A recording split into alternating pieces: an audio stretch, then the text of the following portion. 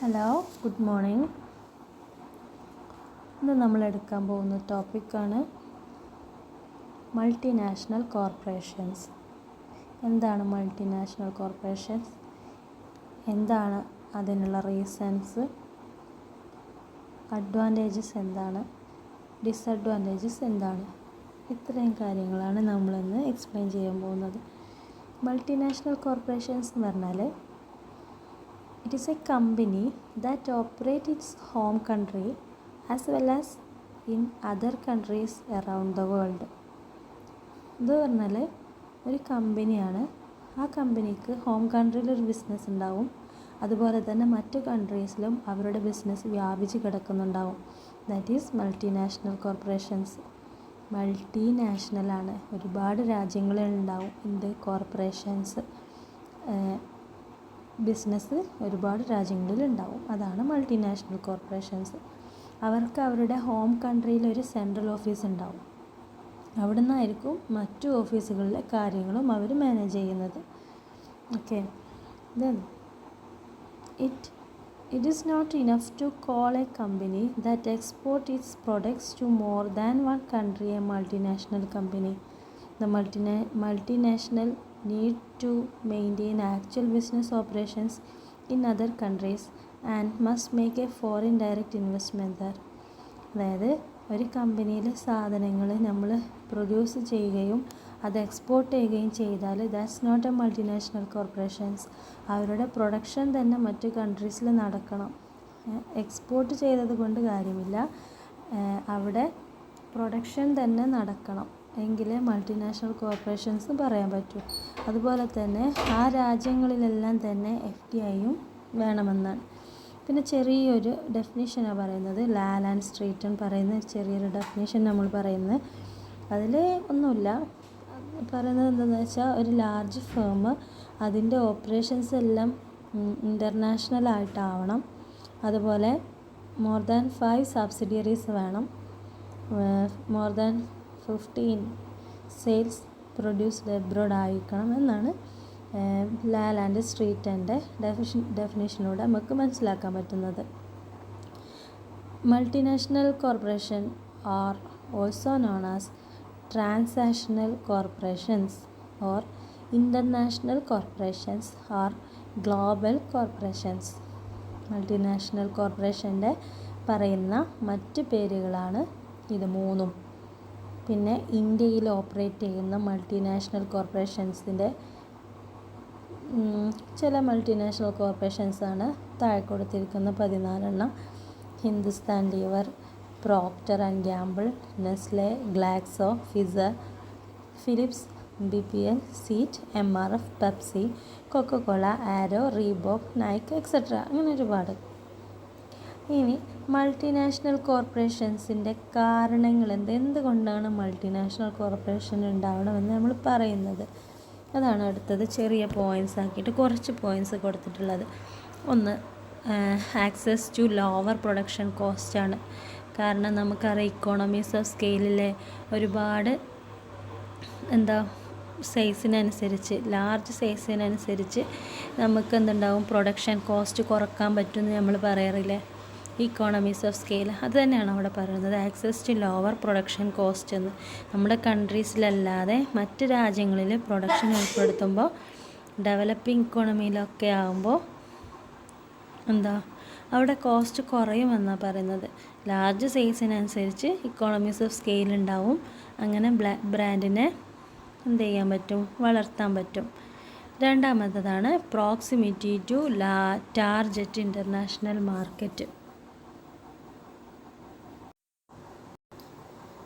രണ്ടാമത്തതാണ് proximity to target international market എന്ന് വെച്ചാൽ നമ്മളൊരു പ്രൊഡക്റ്റ് ഒരു രാജ്യത്ത് പ്രൊഡ്യൂസ് ചെയ്ത് വേറൊരു രാജ്യത്ത് കൊടുക്കുമ്പോൾ കൺസ്യൂമേഴ്സിൻ്റെ ഫീഡ്ബാക്ക് ഒന്നും നമുക്ക് കിട്ടില്ല. അതുപോലെ നമ്മൾ എക്സ്പോർട്ട് ചെയ്യുന്നതിനൊക്കെ ഒരുപാട് കോസ്റ്റും ഉണ്ട്. പക്ഷേ നമ്മൾ മറ്റ് രാജ്യത്ത് തന്നെ പ്രൊഡ്യൂസ് ചെയ്യുമ്പോൾ നമുക്ക് ഓരോ കൺട്രീസും ഏത് പ്രൊഡക്റ്റാണ് അവിടെ പോവുക, എങ്ങനെയുള്ള കൺസ്യൂമേഴ്സിൻ്റെ പ്രിഫറൻസ് എങ്ങനെയൊക്കെയാണ് എന്നൊക്കെ നോക്കിയിട്ടാണ് നമ്മൾ അവിടെ പ്രൊഡ്യൂസ് ചെയ്യുക. അപ്പോൾ നമുക്ക് എന്ത് ചെയ്യാൻ പറ്റും, ഒരു ടാർഗറ്റ് ഉണ്ടാകും, നമ്മൾ ആ ടാർഗറ്റ് നമുക്ക് അച്ചീവ് ചെയ്യാൻ പറ്റും. അതുപോലെ കൺസ്യൂമേഴ്സിൻ്റെ ഫീഡ്ബാക്കും നമുക്ക് കിട്ടും. ഓക്കെ, അതാണ് രണ്ടാമത്തെ proximity to target international market കൊണ്ട് ഉദ്ദേശിക്കുന്നത്. അതുകൊണ്ടാണ് ഒരു റീസൺ മൾട്ടിനാഷണൽ കോർപ്പറേഷൻസിൻ്റെ ഉണ്ടാവാനുള്ള ഒരു റീസൺ എന്ന് കാണിക്കുന്നത്.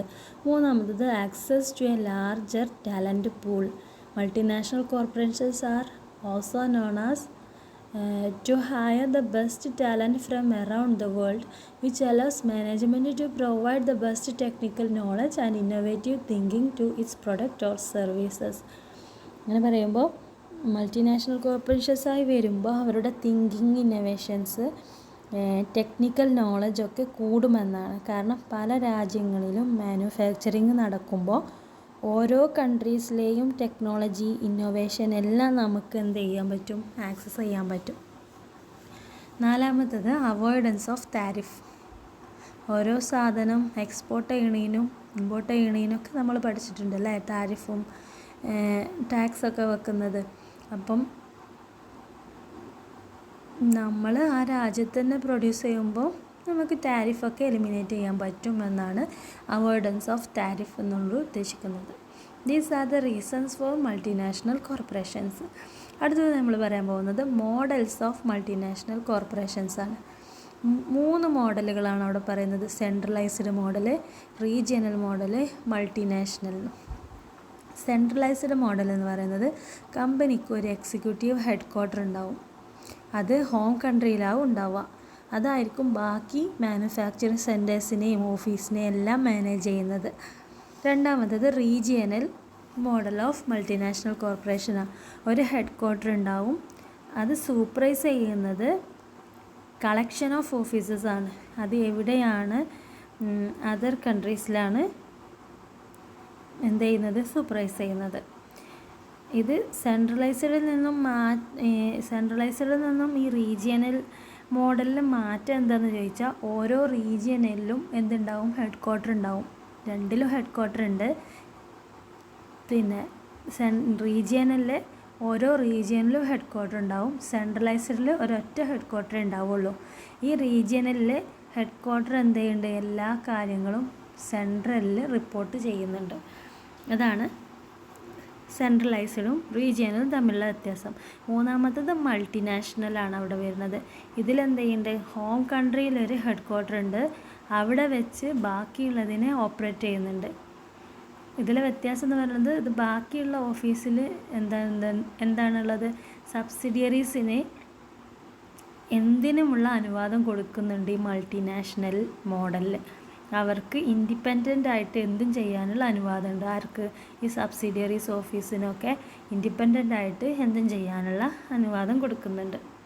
These are the 3 models of multinational corporations. അടുത്തത് അഡ്വാൻറ്റേജസ് ഓഫ് മൾട്ടിനാഷണൽ കോർപ്പറേഷൻസ്. ഒരു 5 അഡ്വാൻറ്റേജ് നമ്മൾ പറയുന്നത്, ചുരുങ്ങിയത് 5 അഡ്വാൻറ്റേജ്. അതിൽ ഫസ്റ്റ് പറഞ്ഞാൽ ലാർജ് ക്യാപിറ്റൽ ഫ്ലോ ആണ്. എന്തുണ്ട്, മൾട്ടിനാഷണൽ കോർപ്പറേഷൻസ് എന്ന് പറയുമ്പോൾ തന്നെ നമുക്കറിയാം അല്ലേ, ക്യാപിറ്റൽ ഫ്ലോ കൂടും. ഇപ്പോൾ കാര്യമായിട്ട് ഇപ്പോൾ നമ്മൾ പറയാം ഈ ലെസ് ഡെവലപ്ഡ് കൺട്രീസിലൊക്കെ ക്യാപിറ്റൽ ഫ്ലോ കൂടുമെന്നാണ് ഒരു അഡ്വാൻറ്റേജ് എന്ന് പറയുന്നത്. അതായത് മൾട്ടിനാഷണൽ കോർപ്പറേഷൻ എന്ന് പറയുന്നത് ഫിനാൻഷ്യലി സ്ട്രോങ് ആണ്. അപ്പം ഡയറക്റ്റ് ഇൻവെസ്റ്റ്മെൻറ്റിലൂടെ ലെസ് ഡെവലപ്ഡ് കൺട്രീസിന് ക്യാപിറ്റൽ പ്രൊവൈഡ് ചെയ്യാൻ പറ്റും എന്നാണ് ഒരു അഡ്വാൻറ്റേജ് എന്ന് പറയുന്നത്. രണ്ടാമത്തത് റിസ്ക് അണ്ടർടേക്കിംഗ് ആണ്. മൾട്ടിനാഷണൽ കോർപ്പറേഷൻസ് ലെസ് ഡെവലപ്ഡ് കൺട്രീസിലെ ക്യാപിറ്റൽ ഇൻവെസ്റ്റ് ചെയ്യുമ്പോൾ അവിടെ അവർ ഒരുപാട് റിസ്കുകൾ ഏറ്റെടുക്കുന്നുണ്ട്. മൾട്ടിനാഷണൽ കോർപ്പറേഷൻസ് റിസ്ക് ഏറ്റെടുക്കുന്നുണ്ട്. കാരണം പവർ, ട്രാൻസ്പോർട്ട്, സ്കിൽഡ് ലേബർ, പിന്നെ മാർക്കറ്റ് ഡിമാൻഡിൻ്റെ കുറവ്, പിന്നെ സപ്ലൈൻ്റെ ഷോർട്ടേജ്, സപ്ലൈ ഓഫ് ഇൻപുട്ടിൻ്റെ ഷോർട്ടേജ്, ഇതിലെല്ലാം അവർ റിസ്ക് ഏറ്റെടുത്തിട്ടാണ് ഈ ലെസ് ഡെവലപ്ഡ് കൺട്രീസിലും മൾട്ടിനാഷണൽ കോർപ്പറേഷൻസ് നടത്തുന്നത്. അത് പിന്നെ ഇവിടെ എന്ത് ചെയ്യാൻ പറ്റുന്നുണ്ട്, അവിടെ അവർക്ക് പുരോഗമനം വരുത്താൻ പറ്റുന്നുണ്ട്. മൂന്നാമത്തത് മാനേജീരിയൽ ബെനിഫിറ്റാണ്.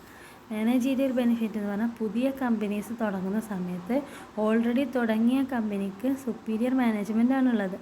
ട്രെയിനിങ് ഉണ്ട്, എഡ്യൂക്കേഷൻ എബിലിറ്റി എല്ലാം ലെസ് ഡെവലപ്ഡ് കൺട്രീസിന് കൊടുക്കാൻ പറ്റുമെന്നാണ് പറയുന്നത്. നാലാമത്തത് മാർക്കറ്റിംഗ് ടെക്നിക്സ്.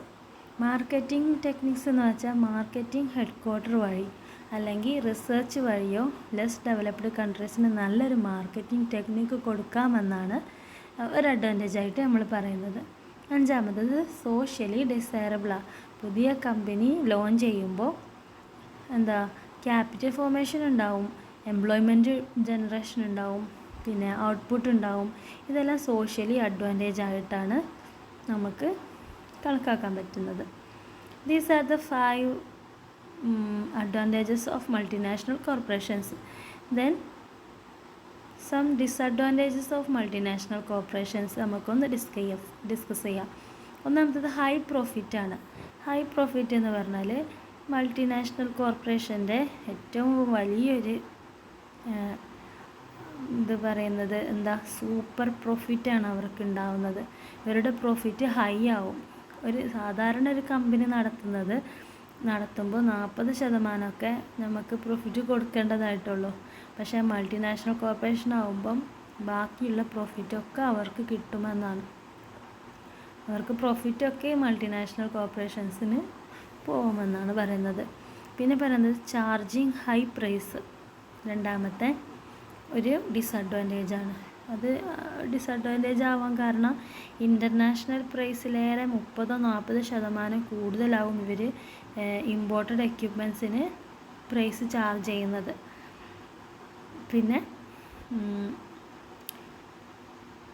മൂന്നാമത്തത് ഹൈലി പെയ്ഡ് എക്സിക്യൂട്ടീവ്. ഇവിടുത്തെ സ്റ്റാഫുകൾക്കൊക്കെ കൊടുക്കുന്ന പണം എന്ന് പറയുന്നത് വളരെ കൂടുതലാണ്, ഹൈലി എക്സ്പെൻസീവാണത്.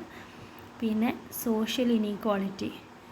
സോഷ്യൽ ഇനീക്വാളിറ്റി എന്ന് പറഞ്ഞാൽ ലോക്കൽ ഫേമിൽ ഏൺ ചെയ്യുന്നതിൻ്റെ 3-4 ഇരട്ടി മൾട്ടിനാഷണൽ കോർപ്പറേഷനിൽ വർക്ക് ചെയ്യുന്നവർക്ക് കൊടുക്കണം. അതൊരു സോഷ്യൽ ഇനീക്വാളിറ്റി ആയിട്ട് മാത്രമല്ല, ഇതുകൊണ്ട് അൺറെസ്റ്റ് വർക്ക് ഉണ്ടാവും. റെസ്റ്റ് ഇല്ലാത്ത വർക്ക് അവർ ചെയ്യേണ്ടി വരും. അതൊരു ഡിസഡ്വാൻറ്റേജസ് ആയിട്ട് നമുക്ക് പറയാൻ പറ്റും. അഞ്ചാമത്തത് പ്രീഎംപ്റ്റ് സേവിങ്. പ്രീഎംപ്റ്റ് സേവിങ് എന്ന് വെച്ചാൽ ഒരു ലെസ് ഡെവലപ്ഡ് കൺട്രീസിലെ എക്സ്പോർട്ടിന് പ്രൈസ് കുറവും ഇമ്പോർട്ട് ചെയ്യുമ്പം നമുക്ക് ഓവർ പ്രൈസുമാണ് ചുമത്തുക. അപ്പോൾ അവരെ മൾട്ടിനാഷണൽ കോർപ്പറേഷൻസ് എന്ത് ചെയ്യും? അവിടെ ഉള്ള എൻ്റർപ്രണേഴ്സിനെ കോമ്പീറ്റ് ചെയ്യുന്ന ഈ മൾട്ടിനാഷണൽ കോർപ്പറേഷൻസിനെ കോമ്പീറ്റ് ചെയ്യുന്ന എൻ്റർപ്രണേഴ്സിനെ ഇവർ അണ്ടർ കട്ട് ചെയ്യും. എങ്ങനെ? അവരുടെ ഈ MNCസിൻ്റെ പ്രൊഡക്റ്റിന് ലോ പ്രൈസ് ചാർജ് ചെയ്തിട്ട് അവിടെയുള്ള എൻ്റർപ്രണേഴ്സിനെ അണ്ടർ കട്ട് ചെയ്യും. വീണ്ടും അവിടെ ലോക്കൽ ഫേംസ് കോമ്പീറ്റ് ചെയ്യാനുണ്ടെങ്കിൽ ഈ മൾട്ടിനാഷണൽ കോർപ്പറേഷൻസ് എന്ത് ചെയ്യും? അവരുടെ മെജോറിറ്റി ഷെയർ വാങ്ങും, അല്ലെങ്കിൽ അവരെ ഇതിലേക്ക് മേർജ് ചെയ്യിപ്പിക്കും. അതൊരു ഡിസഡ്വാൻറ്റേജസ് ആയിട്ട് പറയുന്നുണ്ട്. പിന്നെ outmoded capital intensive technology. Outmoded capital intensive technology പറഞ്ഞാൽ ഓവർ പ്രൈസ് ആയിട്ടുള്ള അല്ലെങ്കിൽ ഓവറായിട്ട് റേറ്റുള്ള ടെക്നോളജീസ് ആവും ലെസ് ഡെവലപ്ഡ് കൺട്രീസിന് കൊടുക്കുന്നത് എന്നാണ്. ഓക്കെ. പിന്നെ ഏഴാമത്തത് വീണ്ടും സോഷ്യൽ ഇനീക്വാളിറ്റിയാണ് പറയുന്നത്.